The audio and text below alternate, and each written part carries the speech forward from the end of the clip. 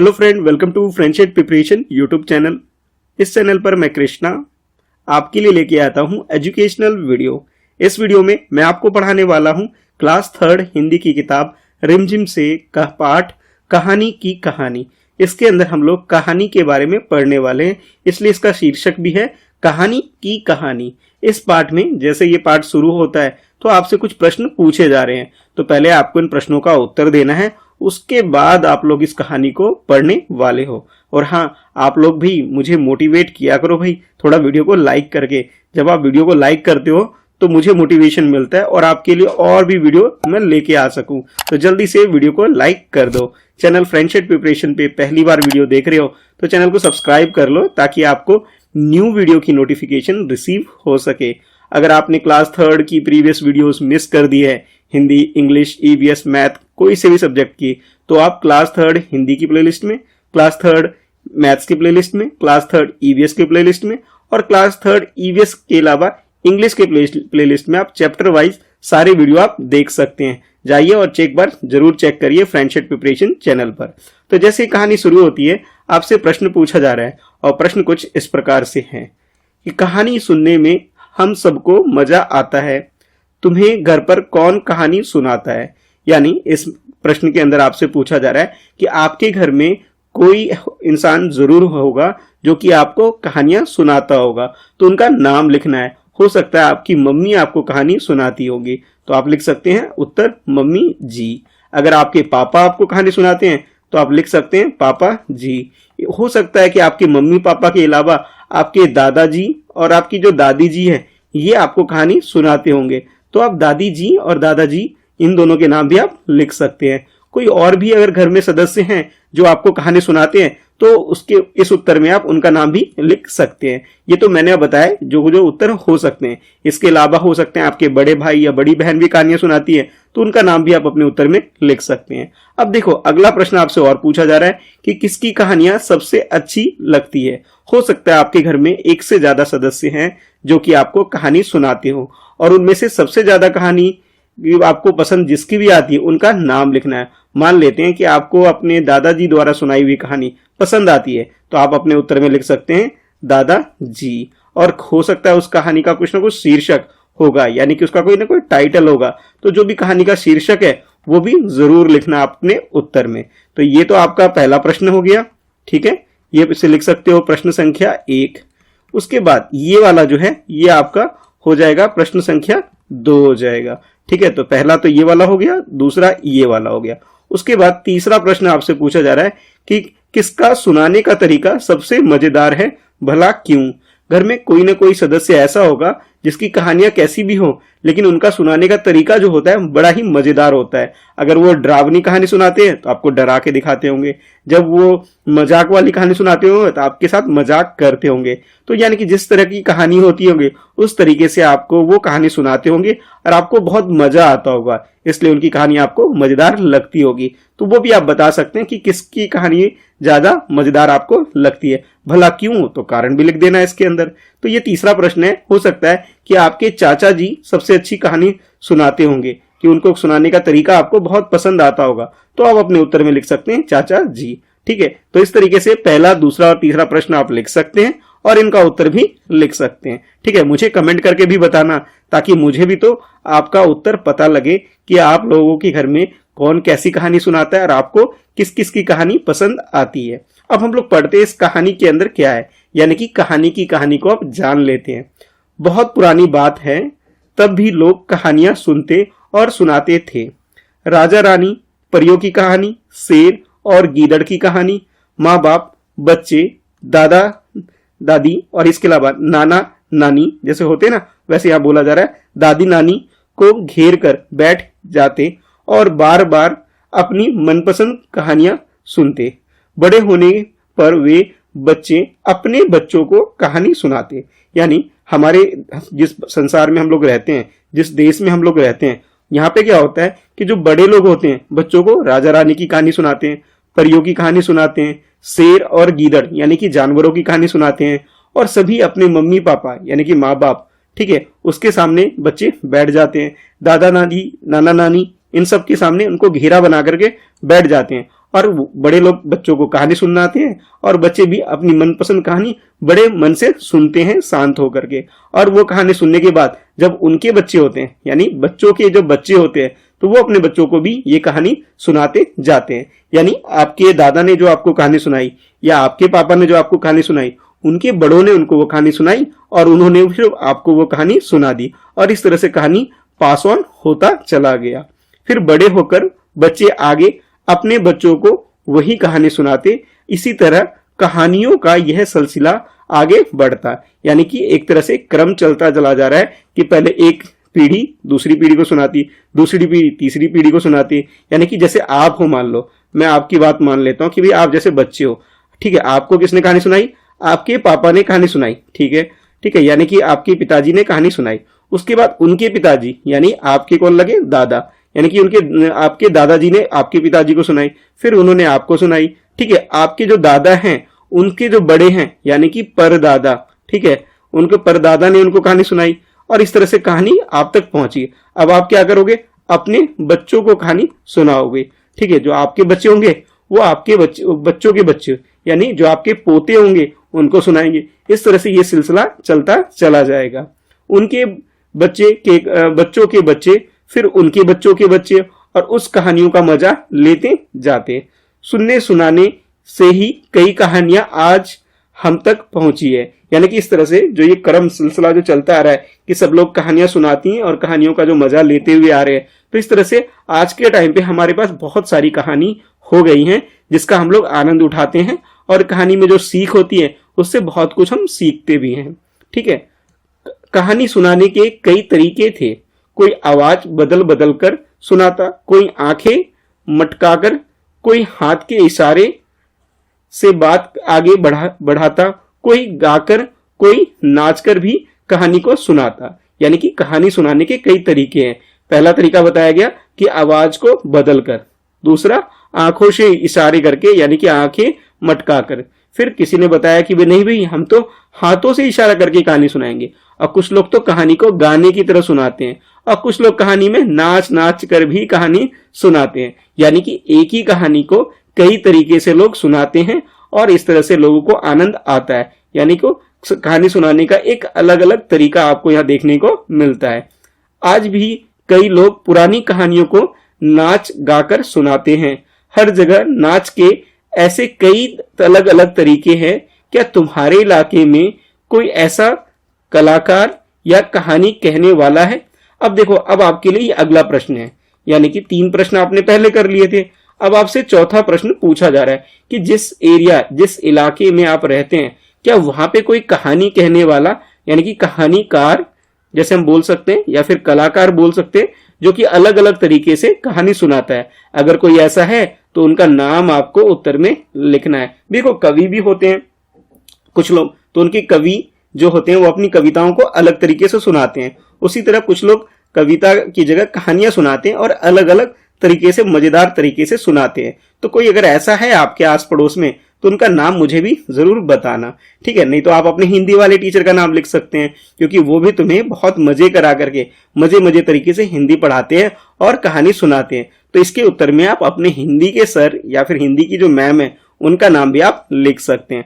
अब कुछ बच्चे कहेंगे जो मेरे स्टूडेंट है वो तो मेरा ही नाम लिख देंगे भाई, ठीक है। अभी ऐसा करो भैया, आप मेरे लिए तो मेरे इस वीडियो के नीचे जो कमेंट करोगे आप मेरा नाम मत लिखना भाई, आप लोग मेरे अलावा जो भी आपको कहानी सुनाता है आप उनका नाम लिखना, ठीक है, ताकि मुझे भी पता लगे कि आपको भाई घर पे कौन कौन पढ़ाते हैं, ठीक है। चलो अब आगे पढ़ते हैं। पंचतंत्र की कहानियां सालों से लोग सुनते सुनाते चले आ रहे थे। फिर लोगों ने सोचा क्यों ना इनको लिख कर रख ले, कि कई बार ऐसा भी तो होता होगा कि हम लोग कहानी भूल जाते होंगे। तो ये जो कहानी है पंचतंत्र की कहानियां, ये कई 100 सालों से हमारे देश में जो दादा के दादा की दादा इस तरह से सुनाते आ रहे हैं। फिर लोगों ने सोचा क्यों ना इनको लिख के रख लेते हैं ताकि हम लोग भूले ना। तो इस बीच में ऐसा हुआ कि भी लोगों ने लिखना भी शुरू कर दिया। इस तरह से भूलेंगे नहीं और संभली भी रहेगी। यानी कि कहानी, जैसे कई बार क्या होता है लोग जितना भूल जाते हैं, यानी कि कुछ कुछ कहानी भूल जाते हैं वो नहीं बता पाते, कुछ कुछ याद रहती है तो सिर्फ उतना ही सुनाते हैं। तो इस तरह से कहानी को संभाल के रखी भी जा सकती है, यानी कि कहानी संभली भी रह जाएगी और कोई इसे भूलेगा भी नहीं।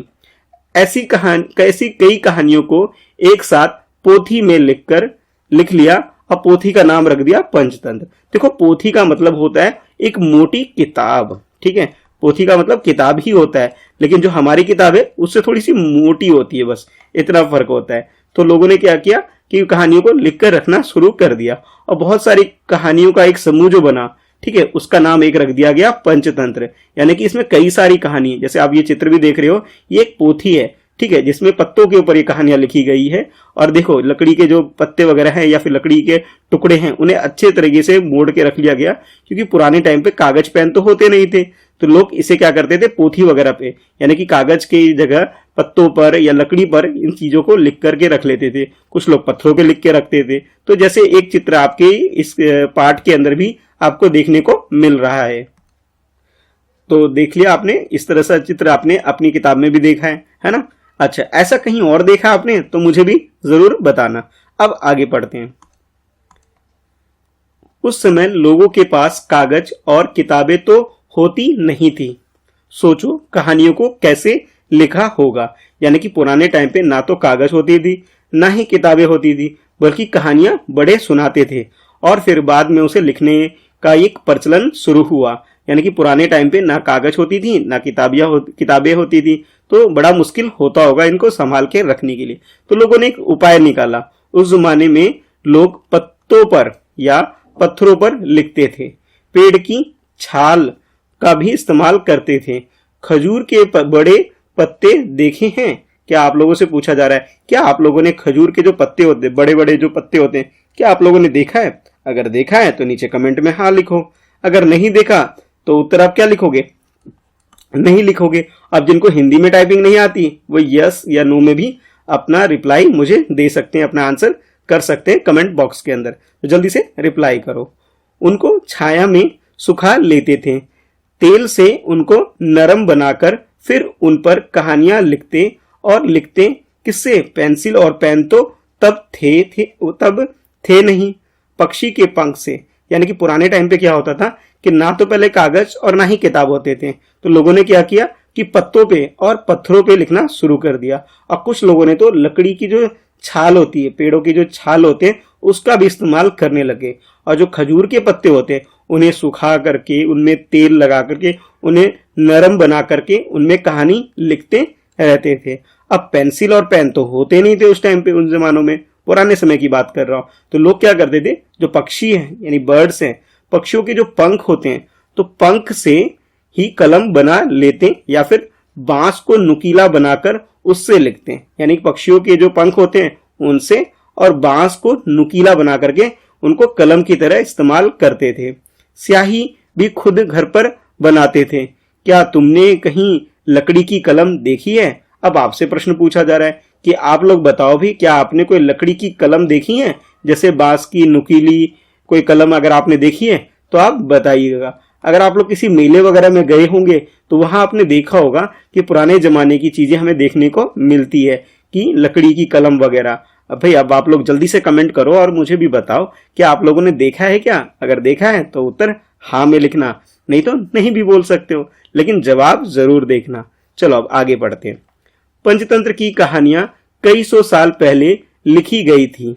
दुनिया भर में ये कहानियां बहुत, यानी कि जो कहानियां हैं, कहानियों को पसंद की जाती है। यानी कि बहुत साल पहले, कई सौ साल पहले, 200, 300, 400, 500, पता नहीं कितने सौ साल पहले ये कहानियां लिखी गई थी और इन कहानियों को आज भी लोग बहुत पसंद करते हैं। कई लोगों ने अपनी अपनी भाषा में इस पोथी को लिखा था, जैसे उड़िया, बंगाली, मराठी, मलयालम, कन्नड़। उड़िया यानी कि जो उड़ीसा में बोली जाती है भाषा, बंगाली जो कि हमारे पश्चिम बंगाल राज्य में बोली जाती है, मराठी जो कि महाराष्ट्र में बोली जाती है, मलयालम जो कि केरला में बोली जाती है, और जो कन्नड़ भाषा है ये कर्नाटका में बोली जाती है। यानी कि ये सब हमारे देश की ही भाषा है, जिसमें इन सब कहानियों को लिखा गया था अनुवाद करके, यानी कि इनको ट्रांसलेट किया गया था। पहले हो सकता है संस्कृत में लिखी गई हो और उसके बाद अलग अलग भाषाओं में इनका अनुवाद किया गया। यहाँ पंचतंत्र की एक कहानी की एक पंक्ति दी गई है।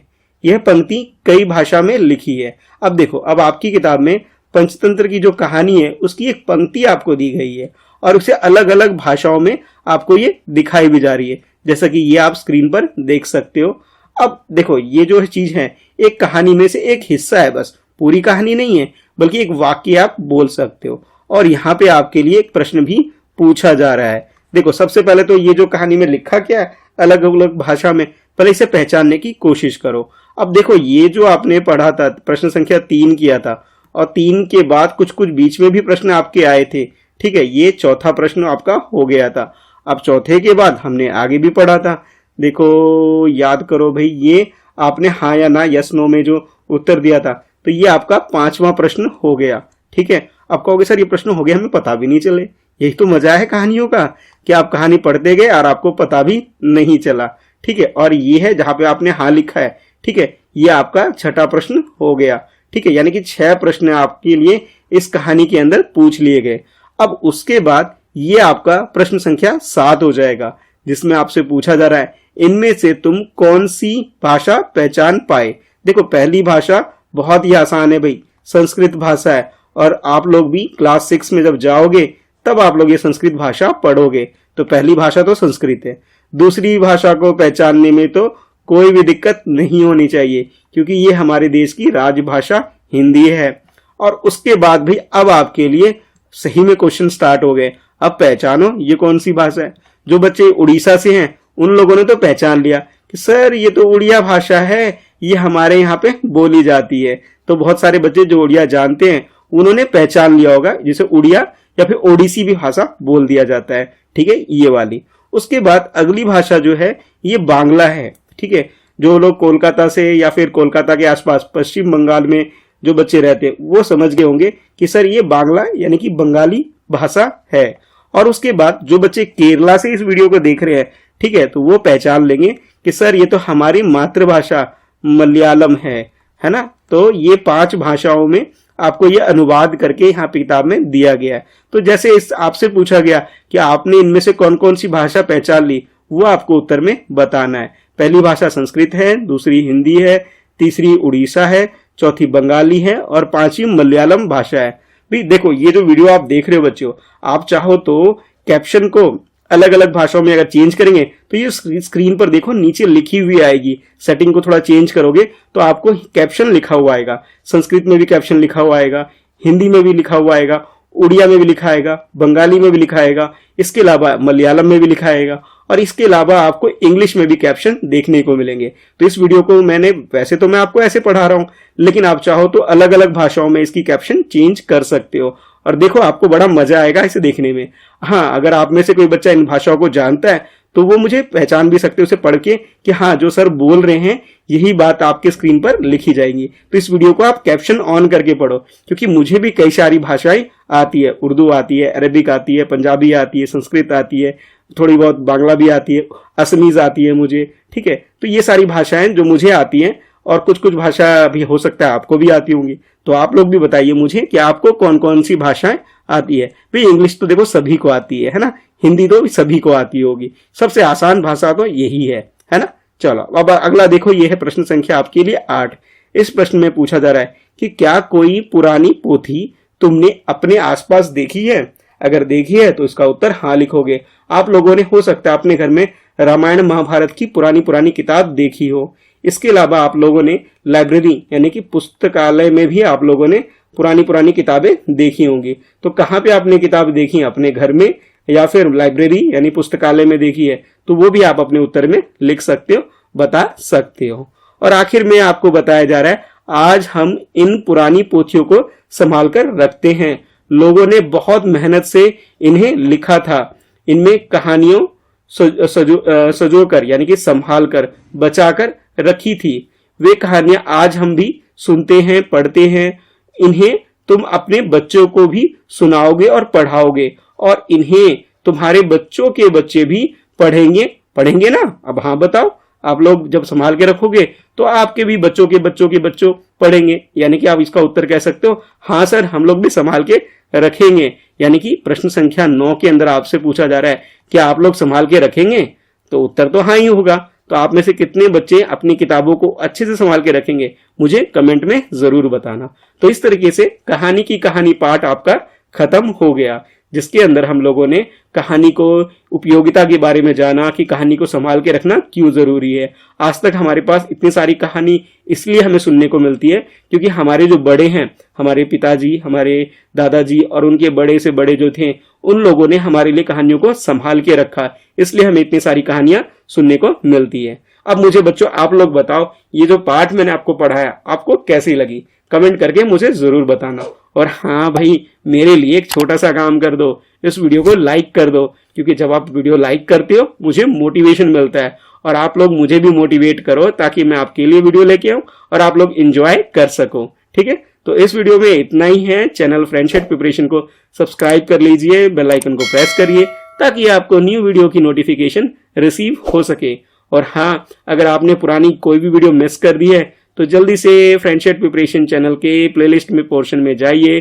क्लास 3 हिंदी की वीडियो, क्लास 3 मैथ्स की वीडियो, क्लास 3 ईवीएस की वीडियो और क्लास 3 इंग्लिश की वीडियो, आप सारी वीडियोस आप चैप्टर वाइज जरूर देखिए। ठीक है, कुछ कमेंट करके भी अगर आप नहीं बताना चाहते, कुछ चाहते आप मैसेज में पर्सनली मुझसे कॉन्टेक्ट करना, तो आप मुझे इंस्टाग्राम पे फॉलो कर लीजिए। मेरी आईडी है @Mr. Krishna Shah, जो कि मेरा नाम है। यहाँ पे आप मुझे फॉलो कर सकते हैं और मुझे मैसेज करके आप बता सकते हैं जो भी आप बताना चाहते हैं कि नेक्स्ट वीडियो आप कौन सी देखना चाहते हैं, ताकि मैं आपके लिए वो वीडियो लेके आ सकूं। तो इस वीडियो में इतना ही है। Thanks for watching. Finally bye bye.